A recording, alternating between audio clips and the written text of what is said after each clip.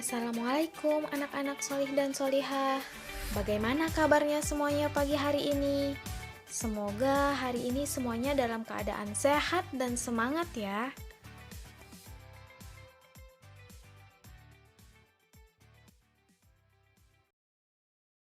A'udzu billahi minasyaitonir rajim. Bismillahirrahmanirrahim.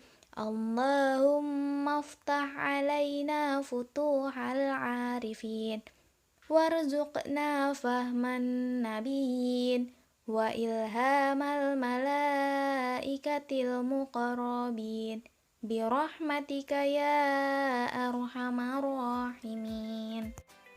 Shadaqallahul azim. Anak-anak, hari ini materi kita masih tentang perkembangbiakan generatif pada tumbuhan. Namun kita akan memperdalam materinya dengan cara kita akan menyimak video setelah ini. Yuk kita lihat bersama.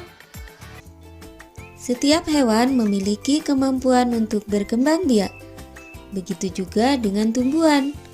Salah satu tujuan tumbuhan berkembang biak yaitu untuk melestarikan jenisnya. Secara umum, cara perkembangbiakan tumbuhan ada dua, yaitu secara generatif melalui proses perkawinan dan secara vegetatif tanpa proses perkawinan. Perkembangbiakan generatif ditandai dengan munculnya bunga. Di dalam bunga inilah terdapat alat reproduksi tumbuhan. Anak-anak hebat, perhatikan bagian-bagian bunga ini ya.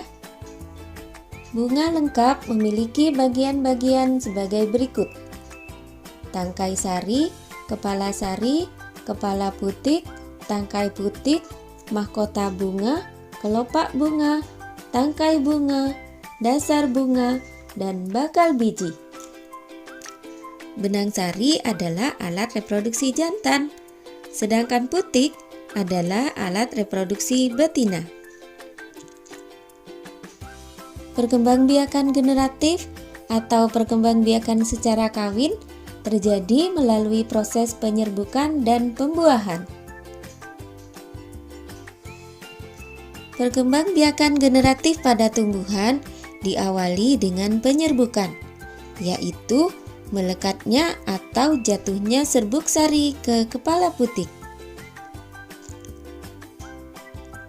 Setelah terjadi penyerbukan, pada serbuk sari tumbuh bulu serbuk sari yang menuju ke ruang bakal biji. Kemudian serbuk sari akan masuk ke ruang bakal biji melalui bulu serbuk sari. Di dalam ruang bakal biji terjadi pembuahan, yaitu peleburan serbuk sari sebagai sel kelamin jantan atau spermatozoid dengan kepala putik sebagai sel kelamin betina atau sel telur. Hasil dari pembuahan adalah sigot. Sigot akan berkembang menjadi lembaga. Lembaga berkembang menjadi bakal biji. Bakal biji berkembang menjadi biji dan bakal buah. Kemudian, bakal buah berkembang menjadi daging buah. Lembaga yang berada di dalam biji merupakan calon tumbuhan baru. Tumbuhan yang berkembang biak secara generatif antara lain pepaya, jagung, mangga, apel, jeruk, salak, durian, dan padi. Berdasarkan asal serbuk sarinya, penyerbukan dapat dibedakan menjadi 4 macam, yaitu 1. Penyerbukan sendiri, di mana serbuk sari jatuh ke kepala putik yang berasal dari bunga itu sendiri.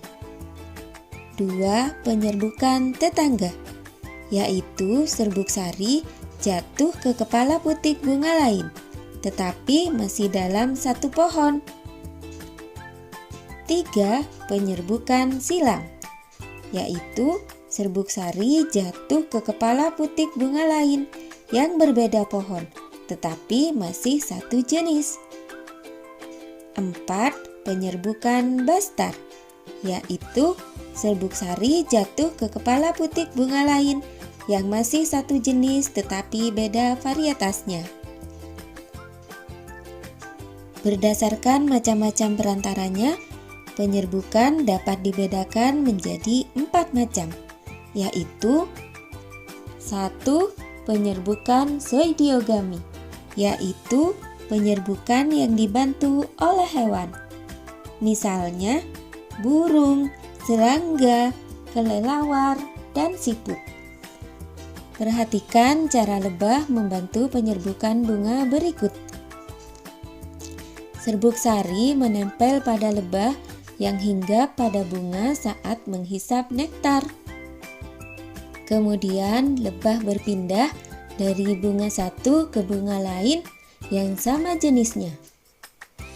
Serbuk sari yang terbawa oleh lebah menempel pada putik bunga lain. Kedua, penyerbukan hidrogami, yaitu penyerbukan yang dibantu oleh air. Biasanya penyerbukan ini terjadi pada tanaman air seperti hidrilla dan ganggang. Serbuk sari dibawa oleh arus air hingga akhirnya bertemu dan menempel di putik bunga lain yang sejenis. 3.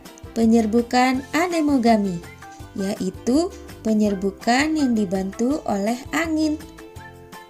Contoh tanaman yang penyerbukannya dibantu oleh angin yaitu jagung, gandum, dan rerumputan. Tiupan angin membuat serbuk sari terlepas dan serbuk sari terbawa angin. Selanjutnya, serbuk sari menempel pada putik bunga lain. Keempat, penyerbukan antropogami, yaitu penyerbukan yang dibantu oleh manusia. Penyerbukan dilakukan manusia karena letak benang sari dan putik tidak memungkinkan terjadinya penyerbukan secara alami. Nah anak-anak, dengan berakhirnya video tadi, maka pembelajaran kita hari ini telah berakhir. Semoga materi tentang perkembangbiakan tumbuhan secara generatif bisa dipahami ya. Sampai jumpa lagi di pertemuan selanjutnya. Wassalamualaikum.